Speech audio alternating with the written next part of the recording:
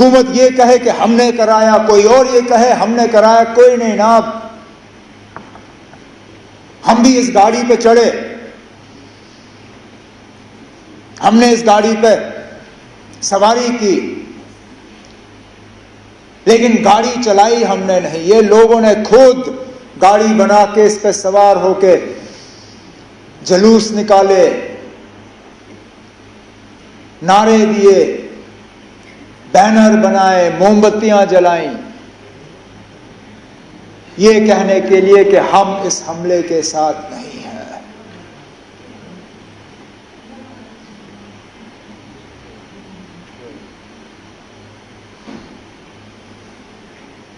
Militancy, terror, दहशत, आतंकवाद, इसका खात्मा तब होगा जब लोग हमारे साथ होंगे। और ये स्पीकर साहब उस मौके की शुरुआत है। अगर कि हम इस मौके पे एहतियात से कदम जो है लें, हमारे तरफ से कोई ऐसा कदम नहीं उठना चाहिए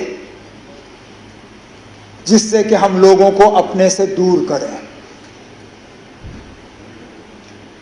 कोई हमारे तरफ से ऐसी बात नहीं होनी चाहिए या कोई एक्शन हमारे तरफ से जिससे ये जो अपने आप में पैदा हुआ इसको कहीं जख्म पहुंचे।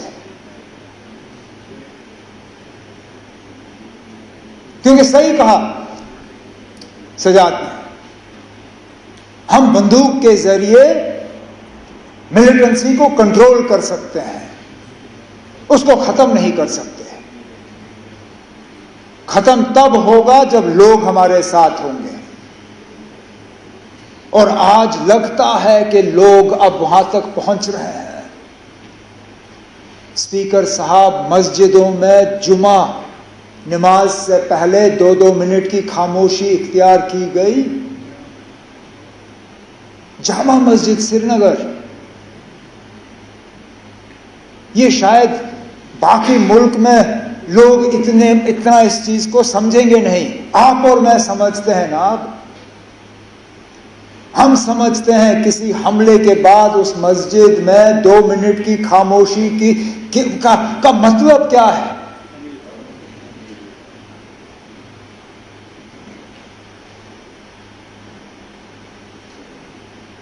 तो मेरी तो सिर्फ यही कोशिश रहेगी कि इस सिलसिले को हम बनाएं, बढ़ाएं, घटाएं नहीं, कम ना करें।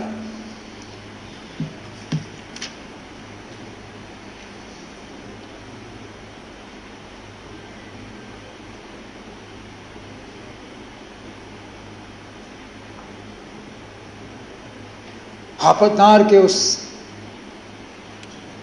नौजवान आदिल के बारे में क्या कहें। अरे ना, जान की परवाह सबको होती है, लेकिन अपनी जान की फिक्र ना करते हुए टूरिस्टों को, अपने मेहमानों को बचाने के लिए वो अपनी जान की कुर्बानी दे गया। भागता तो कौन उसको कुछ कहता।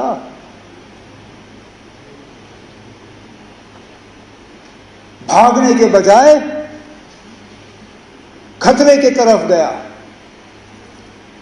इस तरह के और मिसाल हैं जिनके बारे में आज हम सुनना शुरू कर रहे हैं। जो टूरिस्ट वहां से निकले,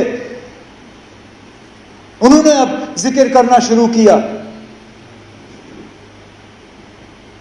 किसी एक ने वहां लोकल पोनी वाले को कहा कि मेरी बीवी और बच्चे को ले जाओ, इनको बचाओ, मुझे यहां छोड़ दो। उसने कहा, मैं ना आपकी बीवी को कुछ होने दूंगा, ना आपके बच्चे को कुछ होने दूंगा, ना आपको कुछ होने दूंगा। इनको कुछ होने से पहले इनको मेरे ऊपर से गुजरना होगा। और छुपा के उनको सलामत रखा। जख्मियों को अपने कंधों पे पहाड़ से नीचे उतार के अस्पताल, एम्बुलेंस तक पहुंचाया।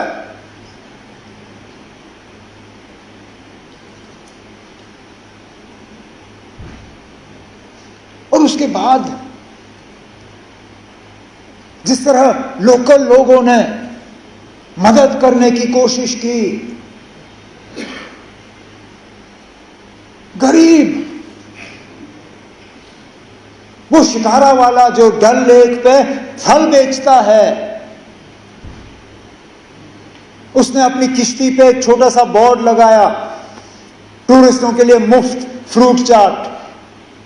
अरे ना, वो दिन के 200-300 रुपए कमाने वाला, वो कहता है कोई नहीं, अब ना चले मेरे हफ्ते की कमाई, लेकिन मैं कम से कम अपने मेहमानों को यह एहसास देना चाहता हूं कि हम उनके साथ हैं।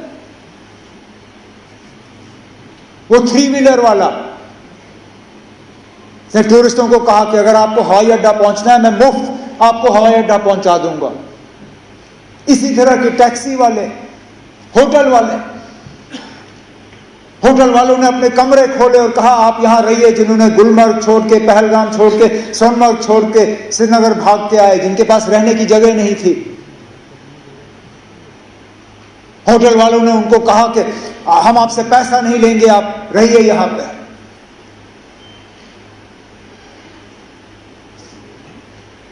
मैं सलाम करता हूं, यही है हमारी मेहमान नवाजी।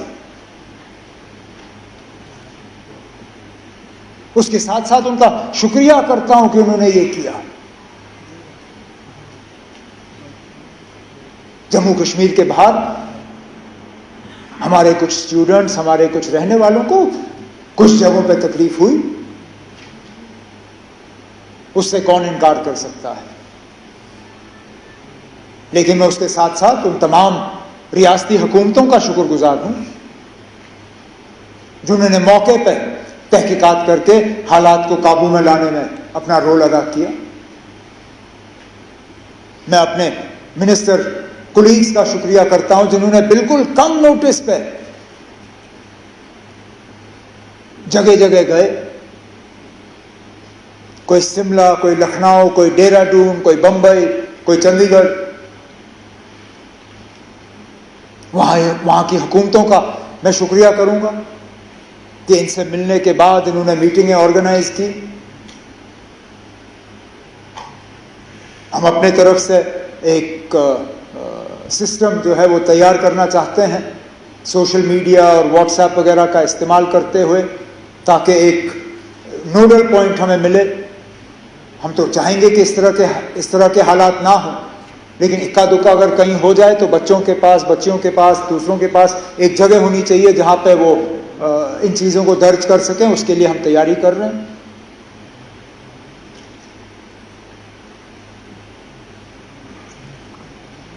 बदकिस्मती से सोशल मीडिया में जहां 90% खबरें जो है वो सही होती हैं, 10% वो भी लोग हैं जो झूठी खबर फैलाने की कोशिश करते हैं। मैं उन्हें कहना चाहता हूं कि अपनी हरकतों से बाज आओ। जब ये लोग झूठी खबरें फैलाते हैं तो जिन पे असली ये मुश्किल का जो इनको सामना करना पड़ता है, उनको भी फिर जो है इस झूठी खबर का खमियाजा भुगतना पड़ता है। तो हम इन झूठी खबरों को बर्दाश्त नहीं करेंगे, ये मैं उनको वार्न करना चाहता हूं।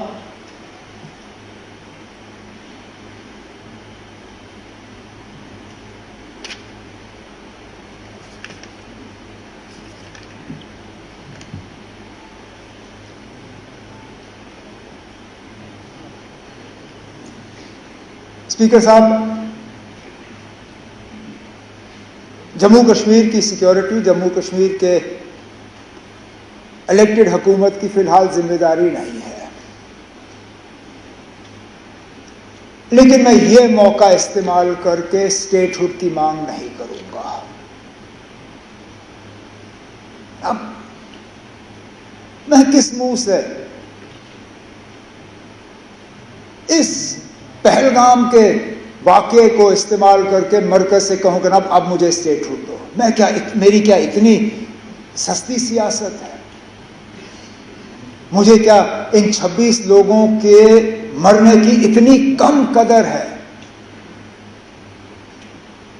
कि मैं अब मरकज से जाके कहूंगा ना, अब चलो 26 लोग मर गए, अब मुझे स्टेटहुड दे दो। स्टेटहुड की बात हमने पहले भी की, आगे भी करेंगे। लेकिन लानत हो मुझ पे अगर मैं आज ये कह के मरकज के पास जाऊं कि ना अब 26 मर गए, अब दे दो। देने की बात हम करेंगे, लेकिन इस मौके पे नहीं। इस मौके पे ना कोई सियासत, ना कोई बिजनेस रूल्स, ना कोई स्टेटहुड, ना कुछ और। एक ही चीज ना, इस हमले की कड़ी निंदा और उन 26 लोगों के साथ दिल की गहराइयों से हमदर्दी और ताज़ियत, और कुछ नहीं। ना आज नहीं, टेबल हम किसी और मौके पे थपथपाएंगे, आज नहीं। तो स्पीकर साहब, मैं अपनी बात को इसी चीज पे खत्म करते हुए इस हाउस के तमाम मेंबरों से गुजारिश करूंगा कि जो रेजोल्यूशन डिप्टी सीएम साहब के तरफ से हाउस के सामने पेश की गई है, आप इसको सामने रखें और मैं उम्मीद करूंगा कि यूनानिमसली इसको पास करके हम मुल्क के सामने रखें। बहुत बहुत शुक्रिया। जो नाम आपने यहाँ पर पढ़ लिए, इसको हम ओबिचुरी रेफरेंस का हिस्सा बनाते हैं। यकीन जानिए, जब ओबिचुरी रेफरेंस बनाने का मौका आया, सबसे पहला सवाल मेरा ये था कि मुझे नाम बताइए। मगर बदकिस्मती ये है, जिस क्वार्टर से हमने नाम हासिल करने की कोशिश की, मुझे लगा उनको कुछ रिजर्वेशन थी, नाम मिले नहीं। वरना मुझे पता है कि नाम इस ओबिचुरी रेफरेंस में न लिखना क्या मायने रखता था। ये बहुत ज़रूरी था और आपने एक अच्छा पॉइंट रेज किया। शुक्र है कि ऑनरेबल चीफ मिनिस्टर साहब ने वो नाम हमें दिए, हम इसको अपना इसका ओबिचुरी रेफरेंस का हिस्सा बनाते हैं। अब सवाल ये है कि जो ऑनरेबल मेंबरान इस करारदाद के हाकिम हों वो हाँ कहें, जो इसके खिलाफ हों वो ना कहें। करारदाद बइत्तेफाक की राय मंजूर हुई।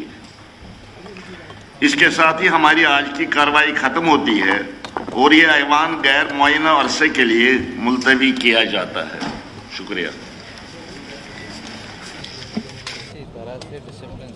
चलें, आपके हाथ में होगा तो आप ही का। हर चीज़ में चलती है, हर चीज़ में चलती है।